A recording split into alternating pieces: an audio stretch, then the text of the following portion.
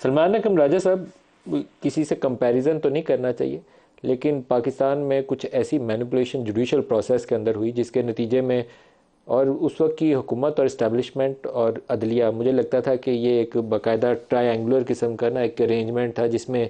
من پسند کے کچھ فیصلے انجینئر کیے جا رہے تھے۔ نواز شریف کی ڈسکوالیفیکیشن کا پورا پروسیس، ارشد ملک والا پروسیس، ان کا اکاؤنٹ ریسیویبل پہ نااہلی والا،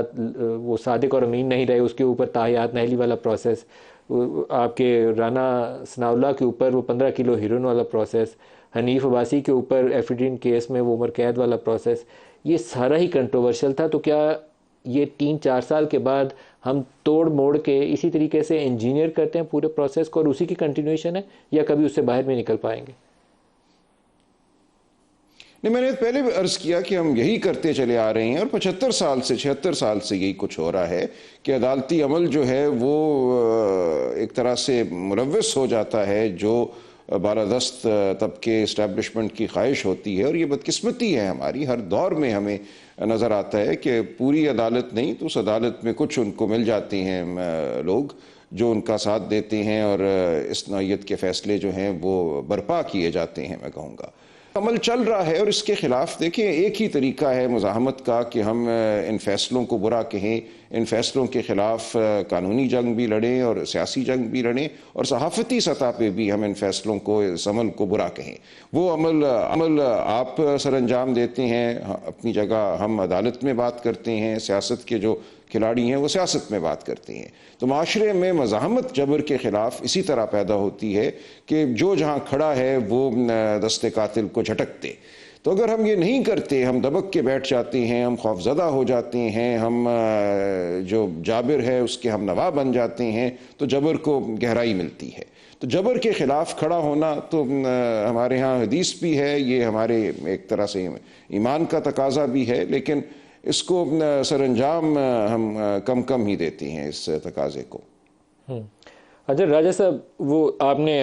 ایک اسلامی نقطہ نظر کی بات کی، تو اس میں دل میں برا جاننا بھی اس عمل کو ایک کمزور ترین کہہ لیں، لیکن اس کا ایک حصہ ہوگا۔ تو مجھے لگتا ہے کہ پاکستان تحریک انصاف کے ووٹرز اسی کے اوپر زیادہ انحصار کریں گے، دل میں برا جاننے کے عمل کو۔ آج میں ابھی ایک وہ پتن کی ایک رپورٹ تھی وہ پڑھ رہا تھا، جس کے اندر ڈیلیمیٹیشن کے حوالے سے جو اعتراضات ہیں، خاص طور پر پنجاب میں، انہوں نے ایک خاص پولیٹیکل پارٹی کو فیور کرنے کے لیے ڈیلیمیٹیشن کے اوپر کچھ اپنے آبزرویشنز پاس کی ہیں۔ وہ بھی ایک عمل ہوگا۔ عمران کے اوپر سزا، جو میں اس کے خدشے کا اظہار کر رہا ہوں، آپ پتہ نہیں بینگ لا ایکسپرٹ اس طرح کہنا چاہیں کہ نہیں، میرا خیال ہے کہ الیکشن سے پہلے عمران کی سزا کی قریب ترین جا کے اناؤنسمنٹ بہت برے طریقے سے پی ٹی آئی کے الیکشن کے سینٹیمنٹ کو متاثر کرے گی، اور یہ کبھی امکان ہے کہ ایسے ہی ہوگا۔ تو یہ دو چیزیں ایسی ہوں گی جو پی ٹی آئی کے ووٹر کو اس کو مایوس کریں گی کہ باہر مت نکلو، ووٹ کرنے مت جاؤ۔ دیکھیں، اگر سزا ایک بانڈے عمل کے ذریعے وجود میں آتی ہے، اور وہ عمل عوام کے سامنے ہے، ان کو نظر آتا ہے کہ ایک ناحق سزا دی گئی ہے، تو میرا نہیں خیال کہ اس کا کوئی بہت منفی اثر ہوگا، بلکہ عین ممکن ہے کہ اس سے ایک رد عمل مثبت پیدا ہو، اور لوگ ووٹ کی طاقت سے